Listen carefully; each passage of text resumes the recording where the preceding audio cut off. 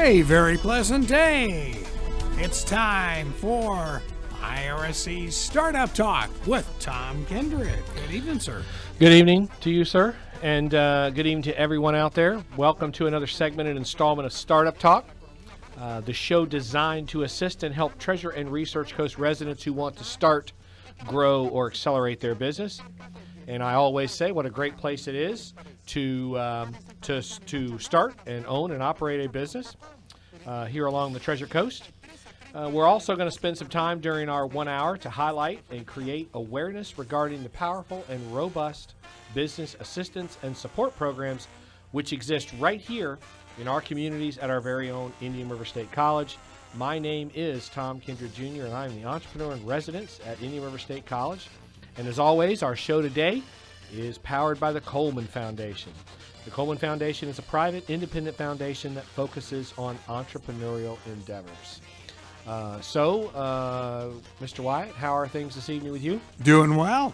Doing real well.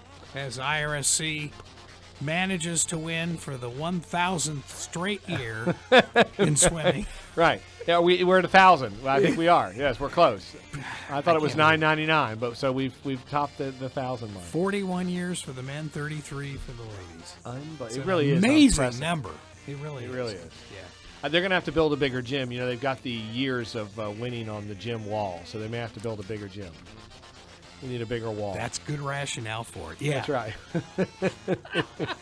So, talk to me a little bit about baseball. What do you know about baseball? How are we doing? They're hanging in there. Okay. Softball's doing well, and actually, yesterday, the basketball all-conference teams were named.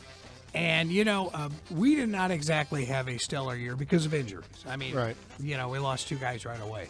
But Melton Sanders, who was injured through the majority of conference play, wound up as second team in the Southern Conference. Jermon Queen, I got to mention him. He's at Eastern Florida. He's a Martin County kid. Martin County Tiger. He was also on the second team. Samson Najee, our center for IRSC, was on that second team, as was Coy Patterson, with Andrew Vanderbrook, sophomore from the Tampa Bay area, on honorable mention. So wow.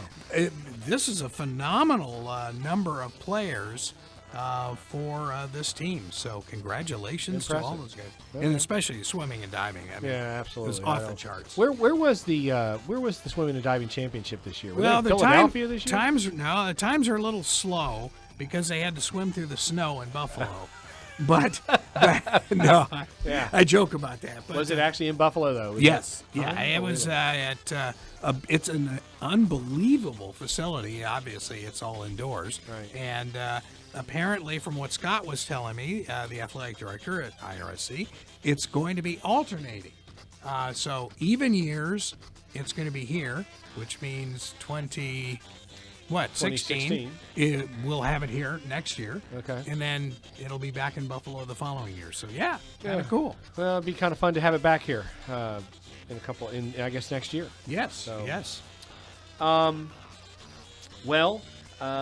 can tell you, Greg, and again, I mention it all the time.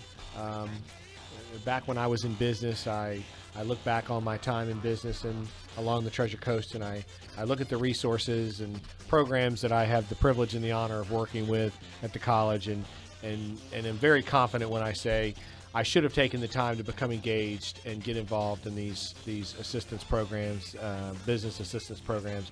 Dr. Massey and the Board of Trustees and the staff and administration at Indian River State College have done an incredible job of building what I always call a robust and powerful one-stop shop of programs to assist and help businesses along the Treasure and Research Coast. And tonight, we're going to talk about what I think is really one of the most unique programs that we have put together, and I think you're going to be impressed, Greg. And we really are. We're outside the box on this one, that's for sure. And we've created a program where we're really reaching out into the community and helping build that entrepreneurial mindset and those entrepreneurial skills. And so tonight we're really going to kind of drill down into what I think is a very important and popular topic, and that is really the connection between entrepreneurship and early STEM education. And again, we have created a very unique program through the EDI to address this issue, and we call it the Pioneer Tech Camp program, which we launched last summer as a pilot program on the main campus. And tonight, to lead our discussion on STEM and computer coding and programming, we've got two great STEM minds and thinkers. We have Mrs. Amanda Hanks with us. Ms. Hanks, welcome to the program. Thank you. Glad to be here. Yep. And we have one of our all-time favorites, one of the star trainers and instructors with the CCTI program. We have Miss Leanna Haig. Are you out there, Leanna? I am here. Thanks for having me. Yep, absolutely. Thank you for coming in again tonight. But Leanna is our kind of our resident expert on these computer coding and programming issues. So we've got our guest tonight. So we're going to talk about computer coding, programming, and STEM education and its relationship and connection to entrepreneurship. But before we get to that, as always, we're going to welcome Mr. Bob O'Brien, the coordinator for the Corporate and Community Training Institute. Bob, you out there? I'm here, Tom. Can you hear me? I can hear you. You heard our sports update, I guess, Bob. You're all up to date on sports and our most recent championship in swimming and diving, right? I got it. Okay, that's good. I just want to make sure you knew about it. One of those, and that's right. I was at the softball field the other day and saw them hit a bunch of home runs, and so they're plugging along. Well, you didn't listen. You normally take me over there with you. You didn't stop by my office. Maybe I was out. Sorry, I was just. It was after hours. So okay. Well, that's right. I was probably someplace working. All right, Bob, help us out with our latest schedule for upcoming CCTI training events along the Research Coast. Thank you, Tom. Hello, ladies and gentlemen. We are fortunately on spring break next week, March 16th to the 20th. The college will be closed, and we'll be offering no new classes over spring break. We go out and recharge our batteries and get ready for the end of the semester. But when we do get back, Leanna's going to lead us off on March 26th with LinkedIn, Twitter, and Pinterest, and how to utilize those three social networks to help promote your business. So that's going to be on a Thursday morning from 9 to noon, March 26th. It's $59 to come out and get educated on utilizing those social media outlets. Then on Tuesday, March 31st, we're going to start Intermediate Excel class that meets on Tuesdays and Thursday nights from 6 to 9. It's a 9-hour class and goes over the intricacies of the Excel program. It's a great class, and when you're dealing with software like that, I always say you don't know what you don't know. So if you think you're pretty good with Excel, come out and we will show you how to utilize it even more. And you know what? Stop right there just for a second too, Bob. And Leanne, chime in. But I mean, Excel is one of those, very powerful and useful pieces of software in business. And again, I think Amanda's an expert at Excel. I've seen some of her spreadsheets. But very quickly, either Amanda or Leanne, just respond to that. I mean, how important would it be for somebody to come in and kind of take an Excel class? I mean, like Bob says, I feel like I'm pretty good at Excel, but there's probably an awful lot I don't know about that piece of software. I mean, it could really help run your business. I mean, contacts, databasing, sorting. What do you think, ladies?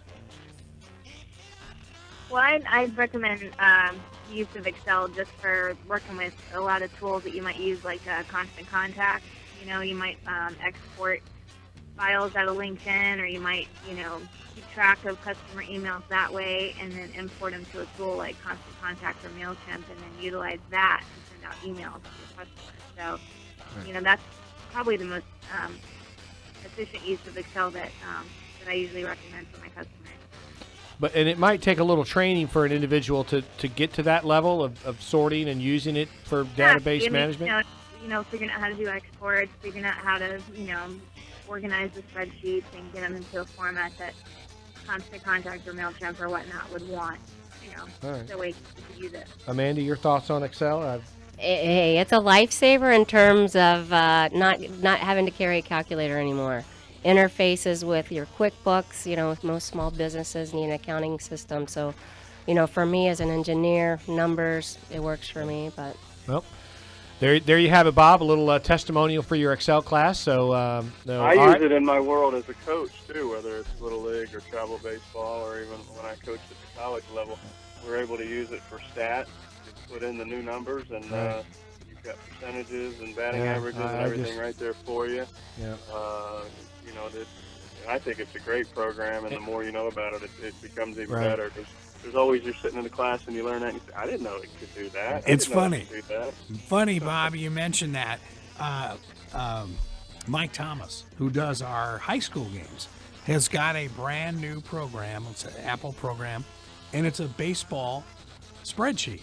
Yep. And it's got the diamond on it and the whole thing. But it will change the batting average each time a player comes up. It's like, it is freaky. It's like, oh my God. And here I am still working with a stone tablet. All right, that's a great class, Bob. I wish more people. I'd love to see that room full of people really learning how to use Excel. It's a great business tool. But all right, so continue on, Bob. What else you got coming up? In April, we're busy in the dental world. We've got our administering local anesthesia for dental hygienists on April 10th. Class we've been doing for over a year now. So if there's any dental hygienists out there that have not been trained on administering local anesthesia, we can help get you trained for that. We also have an expanded functions 1 class for our dental assistants that are out there that need some training for expanded functions 1, crowns and bridges, and so on and so forth. We're going to do both of those. And we've got a 5-star hospitality class at the end of April. It's for anybody in the hospitality world. It's a wonderful class that we do.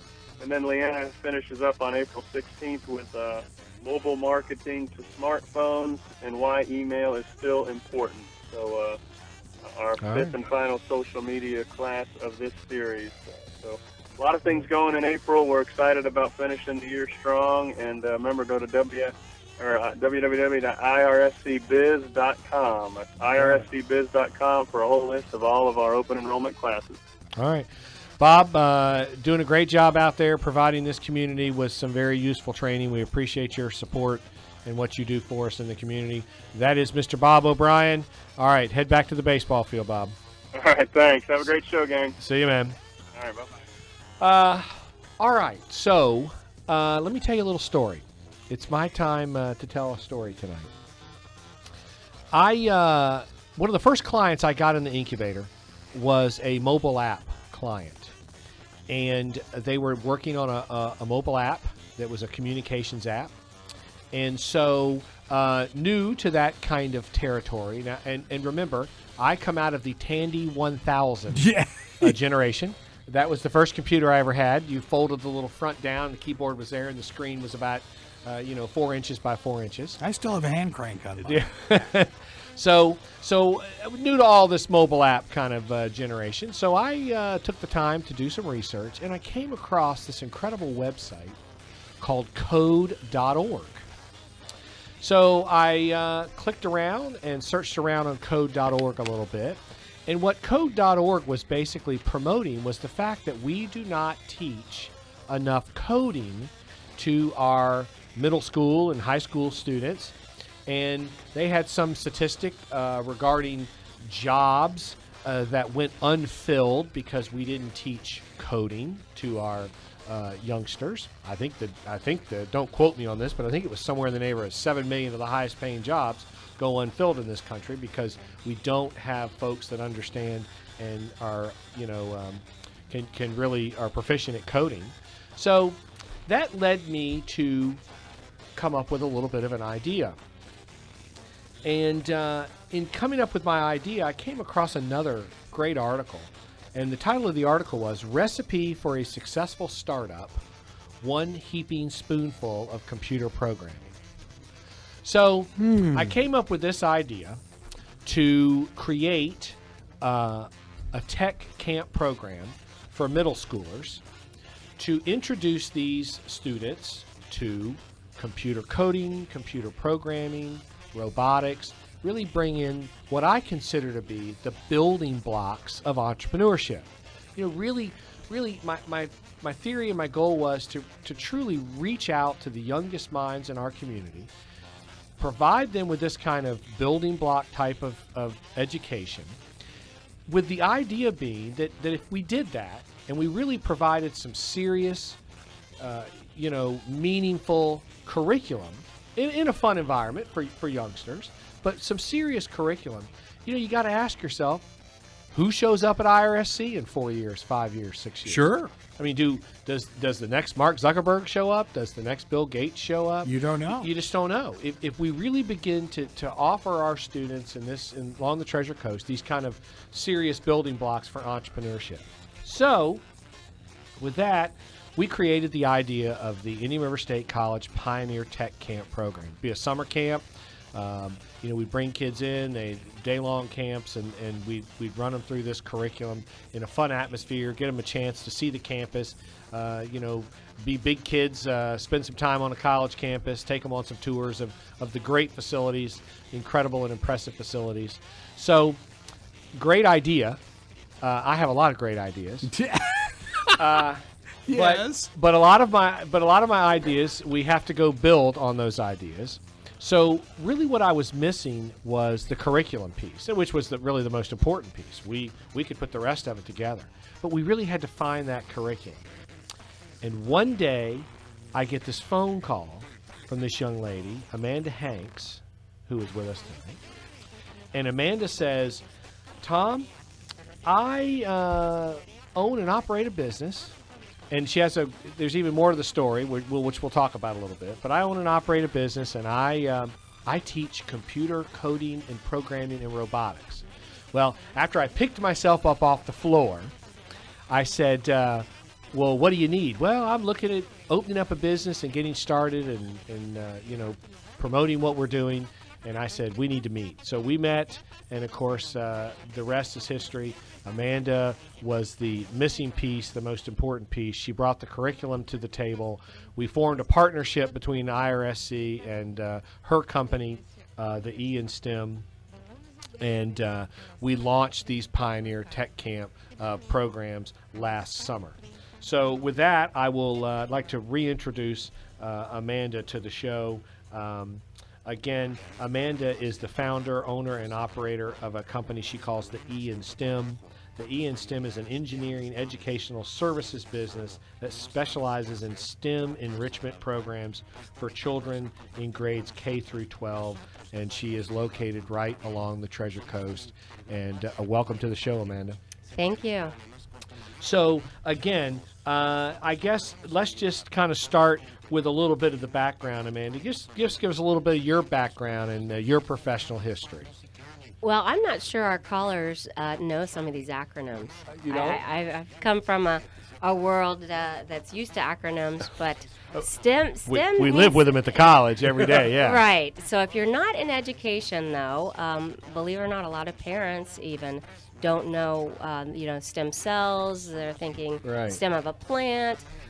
STEM is science, technology, engineering, and math. Right. And like I said, you'd be surprised. Those that may know the science and technology part of it don't realize what the E means. A lot of them figure out the math.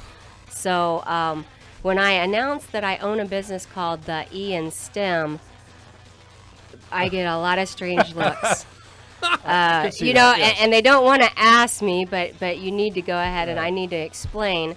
The E and that is engineering.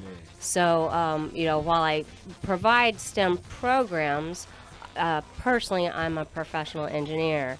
And I like to think that the engineering facet of that connects science, technology, and math together by applying it. There's not a whole lot of people that do theory all their life. So I like to say that most of us are probably engineers, just natural engineers. We like to do things by applying, by building. We don't want to just sit and work a math problem, but if you tell us that it's going to get us to, run our spreadsheet, then we'll do it.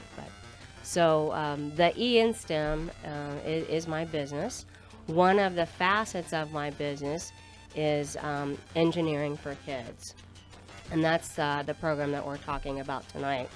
That is STEM enrichment programs, whether it's after school, time off from school, spring break, summer camps. All of our programs are STEM based, and each of our classes, whether it's an hour long or 3 hour long, children build something. You know, they combine their knowledge of science and math to build something. A lot of them include technology, but it's all 4 facets of STEM, applied, and engineering. So again, your background, you educated, certified engineer, and you spent a number of years in that field, did you not? I mean, you were out in the field. She's only 22 years old. I know, right? This is radio. She's only about 20. 20 years in the private industry, and, Wow. and very fortunate to have traveled a lot on business and really exciting career opportunities, and loved every bit of it. Civil engineer, bachelor of science degree, and then after 4 years of working, you take a little bit of a test, and if you pass that, you're a professional engineer. So my professional engineering license is the state of Florida. Where'd you go to school? I am a mountaineer, by God, West Virginia. West Virginia. Oh, Right. okay. So, kind of a split personality here. Grew up a little bit in Florida and a little bit in West Virginia. So got the degree in West Virginia, but done a lot of work in Florida, so got the license here. But Now, again, another part of the interesting part of the story is, as we're getting to know each other during the first meeting, I'm very excited, of course, because I see some hope that we might get this tech camp program launched. I asked the same question, what's your background? What brought you from, I think you had worked in Orlando primarily. I said, what brought you from Orlando down to the Treasure Coast? And she said, well, I met a local boy and I married a local boy. And I said, well, local boy, wait a minute, I'm a local boy. Who did you marry? Not ever thinking I might know this local boy. Sure enough, she says, well, I married a young man by the name of Bill Brown. I said, Bill Brown? I grew up with Bill Brown. So I go back with Amanda's husband. So it was, I think it was meant to be. And Amanda's been great for our program. So anyway, so again, tell us again, go real quickly again, the E in STEM, you give us in your words, what does your business do? Right. Specifically right now, our focus is STEM after school enrichment. As we move into the summer, it's summer camp. The curriculum is all based on the engineering principles, the design process, their building, their testing, their improving.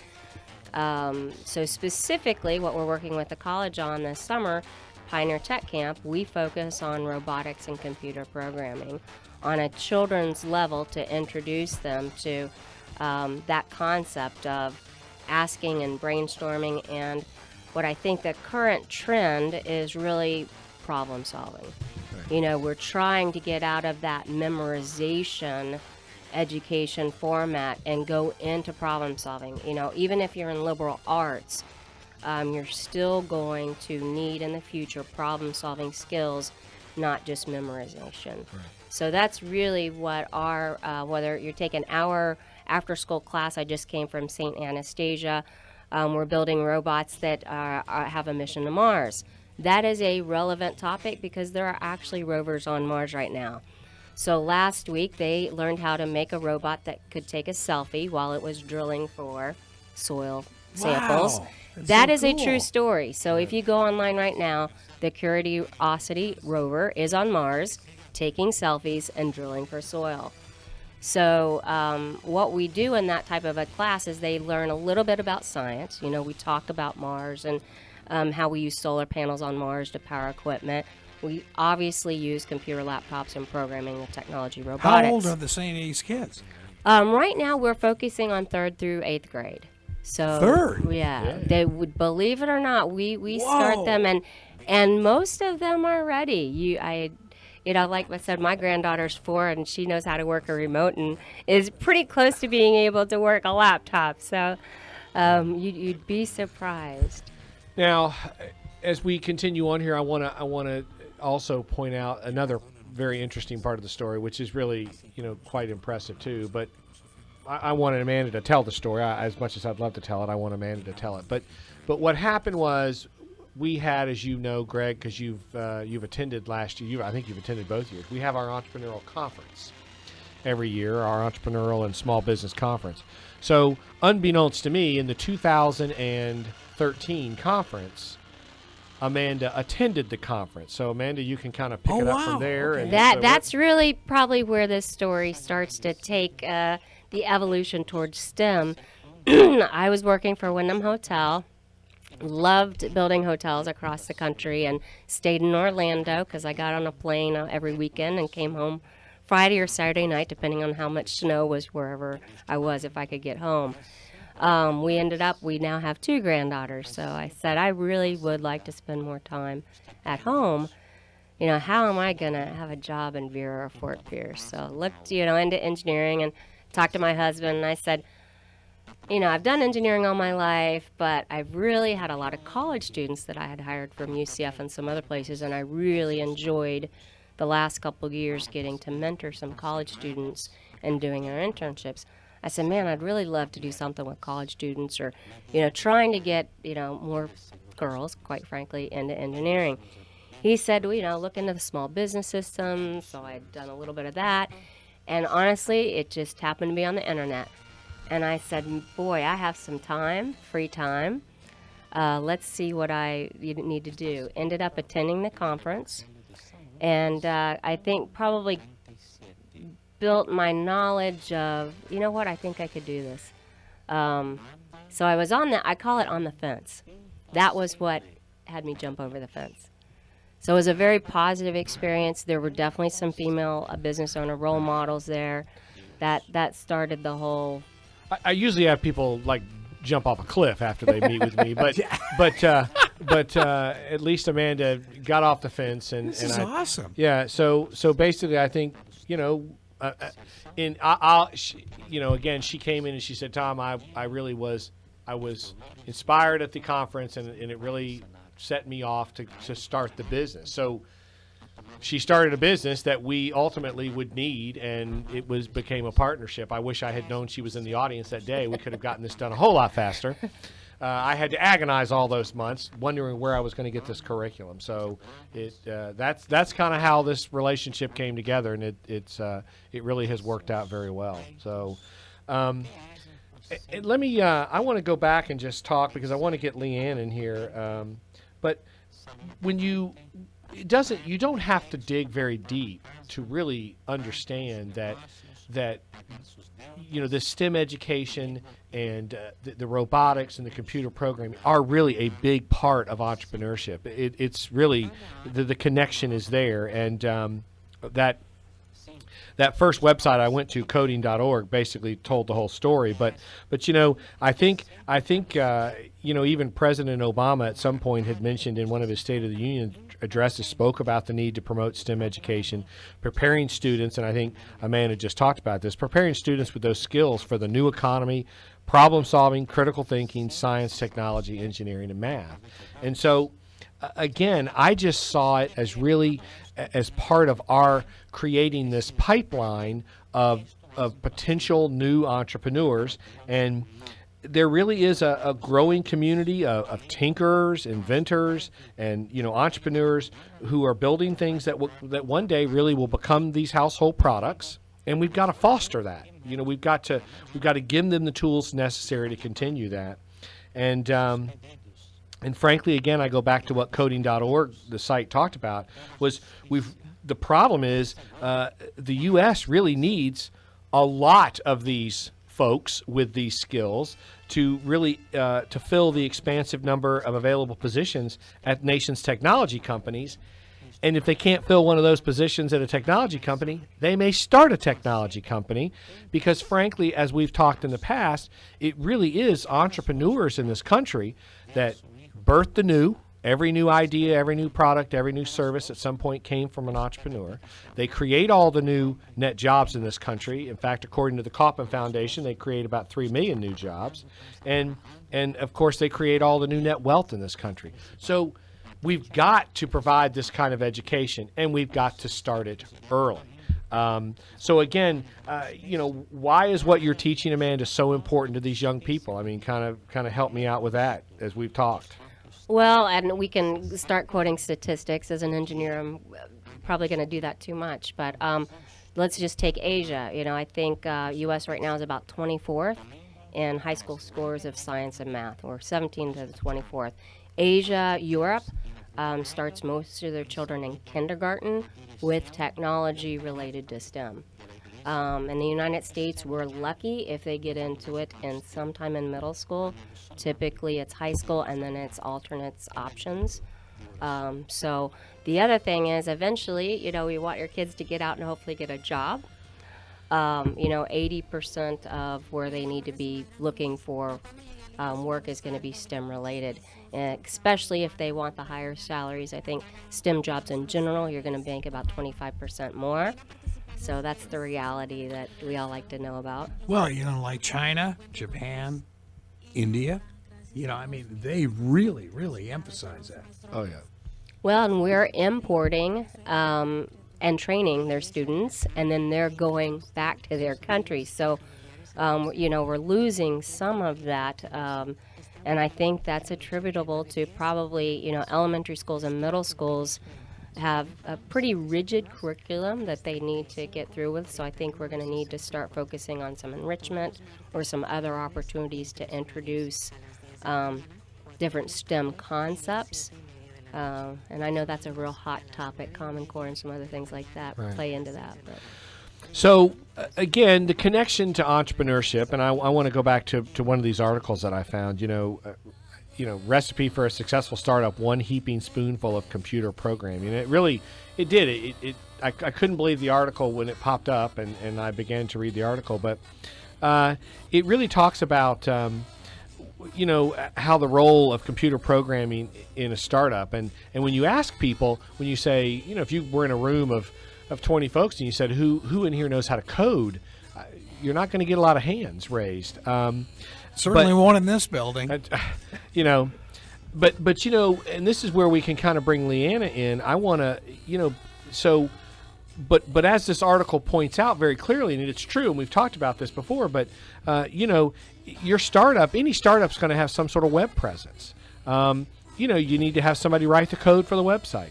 Outsourcing your code, could be one of the biggest mistakes you make because, those people don't understand your business, don't have the passion for your business that you have. You certainly need to, if you're going to outsource it, you need to have somebody reliable that's invested in the idea as much as you are. Kind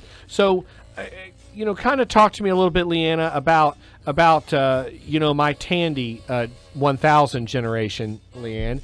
If I didn't have an opportunity to go to a Pioneer Tech Camp and learn these kind of skills early on. So I'm going to start a business today.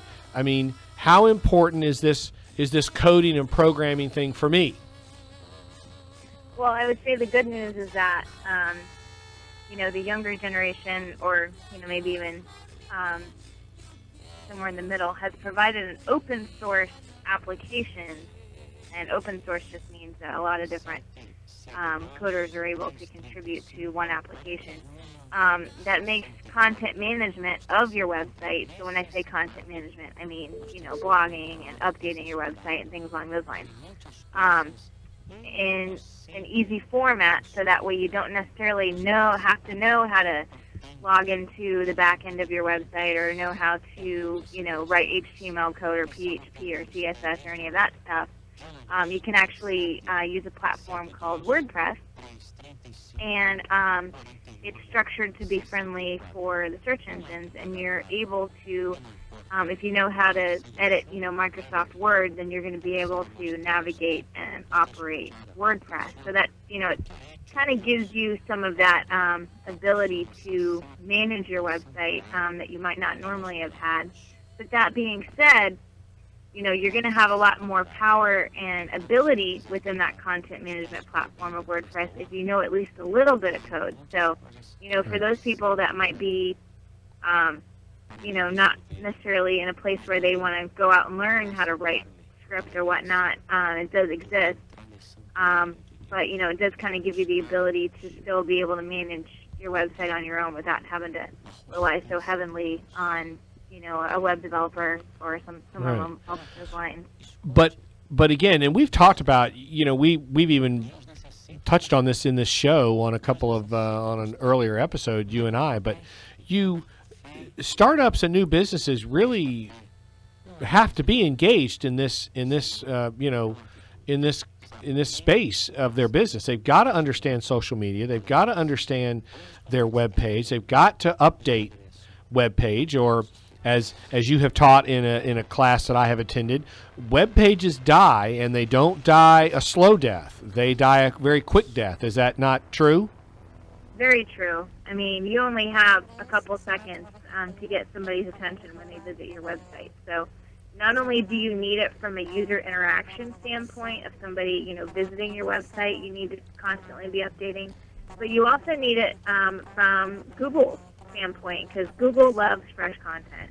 Google loves it when you feed the beast new content. So putting out new blog posts, updating events on your website, changing the content as maybe you add new services, putting photos of projects that you're doing, basically updating Google, but also your audience of what your business is doing and how you're growing and how you can solve their problems is definitely key. So having a means by which of being able to easily update your website is definitely something that you need to consider. Or if you're just getting started out, maybe you're right out of college and first starting up your business, investing into learning how to do some of that coding so that way you can get some presence out there. Right. And I would assume, again, you come out of that educational background. Your degree is computer science. Was that what you... No, I actually went for a traditional marketing degree. Okay, all right. And basically, as my career progressed, social media grew exponentially, and then I just kind of got into it from there. But getting that coding experience is not something difficult to do. There are traditional coding classes that could give you some overview, basic understandings of the coding and programming. Exactly. Yeah, just kind of teach you the basics of what you need to do.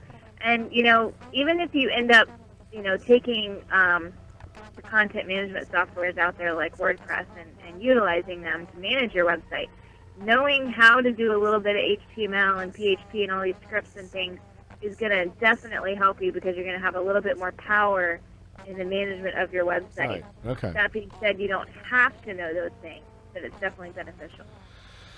All right. Great stuff, Leanna. Let's go back for real quickly to Amanda. I want to kind of get into the details of what we do with Pioneer Tech Camp. It's very impressive. Again, last year we ran a pilot program. We did it only on the main campus. We conducted 6 one-week sessions, 16 students per session, and we filled all 96 seats, did we not? Absolutely. Yeah.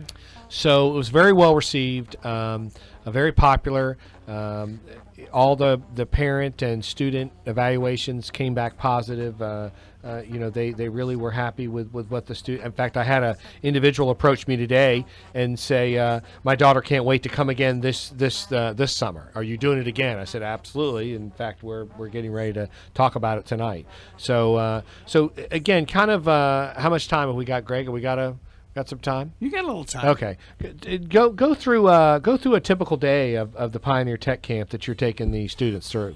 So Pioneer Tech Camp Day can be a couple different options. We do a half day, 9 to noon, Monday through Friday, or we do a full day, 9 to 4, or you can come in the afternoon, 1 to 4. So there's a couple different ways to do it, and it depends a lot on what the parent or the child wants to study. But our first morning session is focused more on computer programming. And the fun thing is it's either video game design, Scratch programming, webcam. So, I support learning, C++ coding and things like that. For us, getting the 3rd through 8th graders in a summer camp program, a lot of them have never done computer programming. So what we do, and this is actual curriculum, we use Multimedia Fusion 2. Which in a simple term is used by professionals to design video games such as Mario Brothers. Really? Believe it or not, 3rd graders can start with video game design And it's what they don't realize is they're actually computer programming.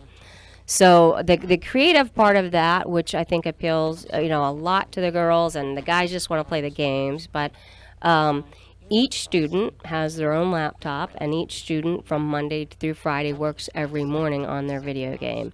And we go step by step programming to teach them, and video gamers are going to know this, but and kids know this. You guys are going to be like, what is that term? We teach them about enemies and about projectiles and about the health of their enemy, how strong to make that enemy. And for you guys who have ever played Pac-Man, that Pac-Man, you had to know how many times it could eat something or how many times before he dies. So they understand how to get to different levels. They understand how to make their loggers. And each child combines their creativity by sketching out their enemies and their projectiles and their base camp and whatever game they want. And we all use the same coding sequence. So at the end of the week, Monday through Friday, on Friday, that child has made their own video game that can be played by everybody in class. So part of the last hour on Friday is you've got 16 kids in a class. Everybody has a different video game that looks completely different, and they all want to play each other to see if they can beat it, get to the boss level, and how many points they can score. And every part of that, imagine yourself sitting in front of a blank computer screen that's completely blank. That's what they start with on Monday. You don't need to know anything before you come to camp. For those of the children that maybe have done some coding, we have enough instructors, and all of our instructors right now are engineers, and we have a very small student-to-teacher ratio. So that way we can give one-on-one assistance. So we all follow the same sequence, but those of the students that are a little bit more advanced or faster, maybe they have 2 enemies or 2 base camps.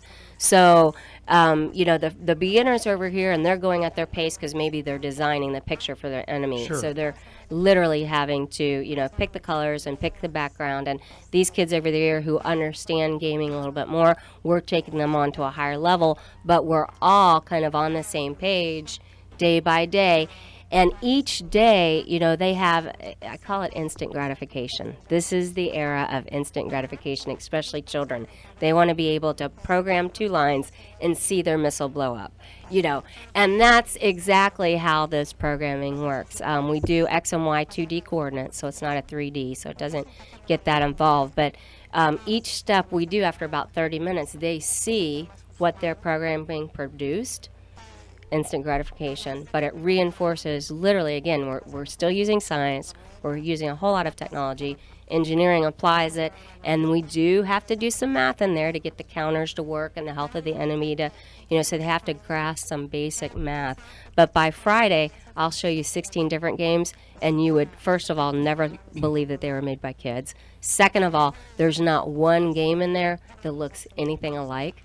Not colors, not background, not anything. It just happens to work by the same type of programming. Yeah, and I was there for all 6 weeks of the pilot program. I watched every single day, and it really was amazing. So how was your game? I had my Tandy 1000. It wouldn't run the software. So then the afternoon part of it, and some kids choose to stay the whole day. I have some little gamers who, all they want to do is video game, and that's great. Kids who are more interested in the robotics part, we do use the new Lego Mindstorm. Lego came out with an educational robotics kit and software programming in October of 2013. It's called the Mindstorm, and it's the latest craze, especially with middle schoolers. So it is truly, it's still the Lego brick concept where you take pieces apart, put pieces back together, but we are able to show them that programming with software, that's where their robot goes into kinetic energy. It's not sitting still anymore.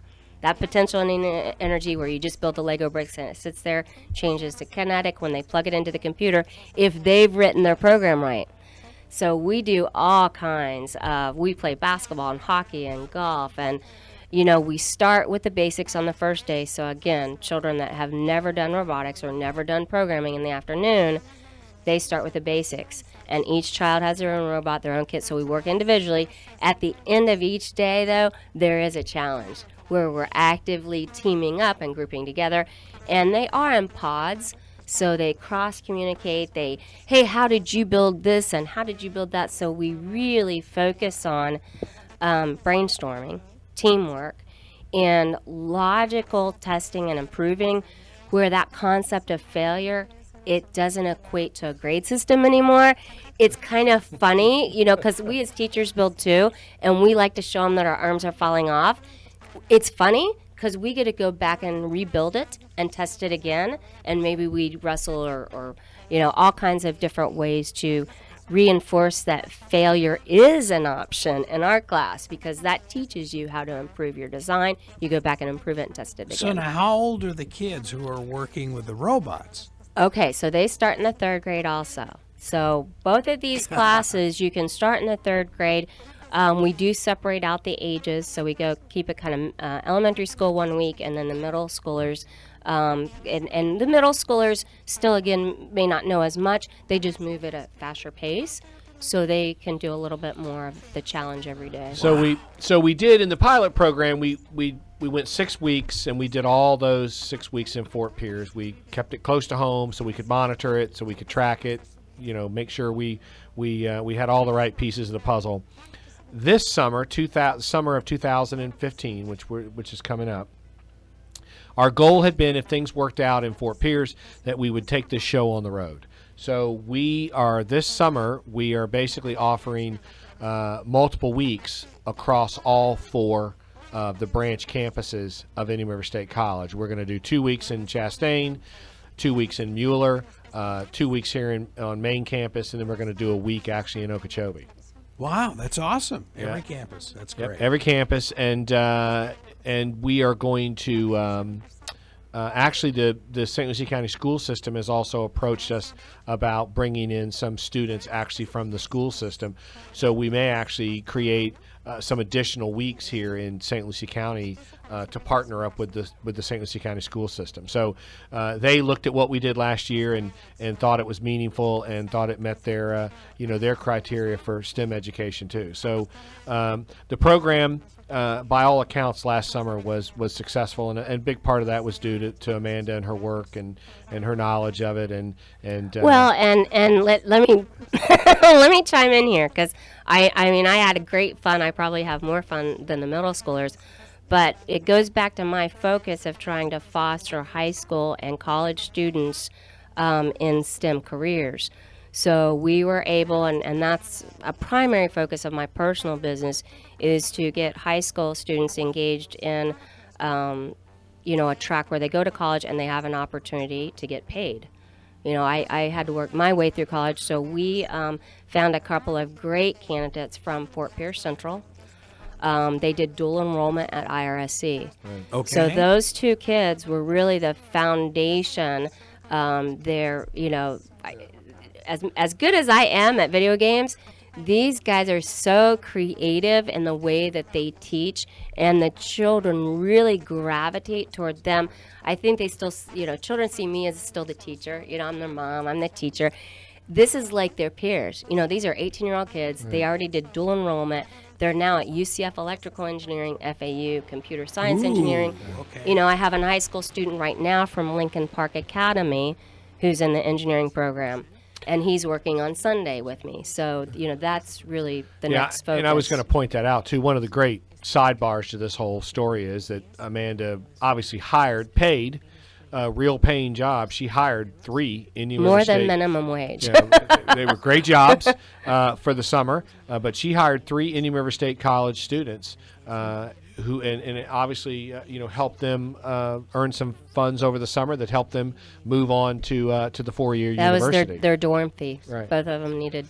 So it was really That's really great. we a lot of positives came out of the pilot program. So again, we're launching it across all the campuses this coming summer. Want to let everybody know that, and we met today in Martin County, met with the provost, Miss Gaskin, down there. She's excited about the program. We'll be doing 2 weeks down there in the Clark Center.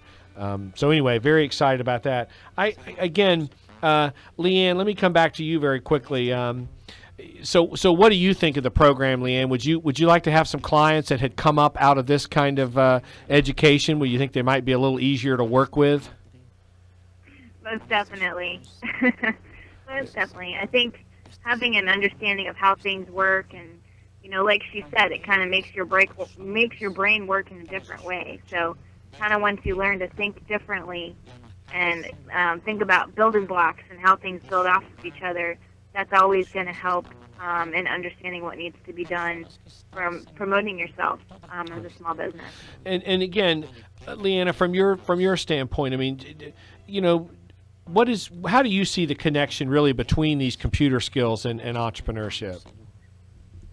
Well, I mean, more what she's talking about is not necessarily web coding. She's talking about, how to actually make programs work and things along those lines. I think the application is, maybe eventually building an app for the App Store, or maybe, building a program that you could use within a small business, or, figuring out how to use those robotics to maybe solve a problem at a small business. So we're learning those skills, and there's many multidisciplines that it can be used across for sure.